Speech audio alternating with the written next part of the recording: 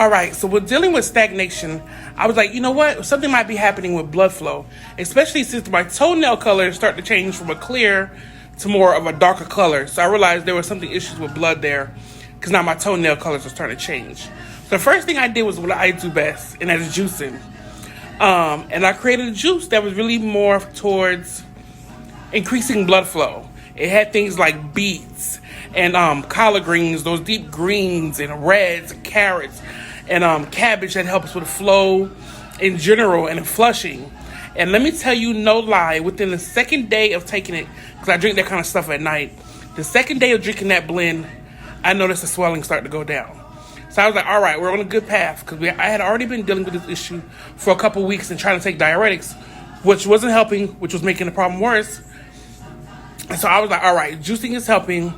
Let's keep on going that. So I did that blend of juicing for about 2 weeks. Really got the swelling down a bit. It was starting to go in the right direction. But I was realizing I was still dealing with some stagnation. How do I get that to continue to go down? Because we started to hit kind of like a leveling. And so that's when I really started creating tonics. I had time to be home. My car had went down. So another thing was rest. Before I even get into tonics, was rest. My car had went down, so I had time to actually rest.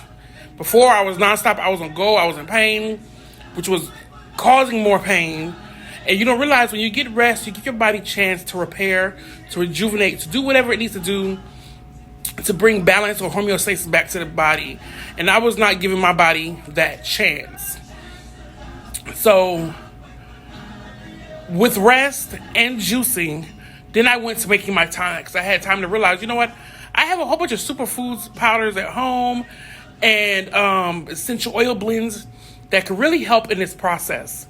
And so that's what I started creating. I started juicing, I started resting, started drinking my tonics. I have a blend I do at night, I have a blend I do in the morning. And I started stretching more because I realized, okay, now we have to really get this moving. The lymphatic system does not move by itself. It needs our assistance. So I'm not doing strenuous work, but I do want to stretch to get that body flow going. And so that has truly helped. Let me tell you, it has gone down. The foot has gone down. The pain is no longer there. We have feeling back in the legs. The size has dropped down almost, more than half the size has gone down. And that's within about a month's worth of juicing, resting, tonics, and stretching. So go to part 3.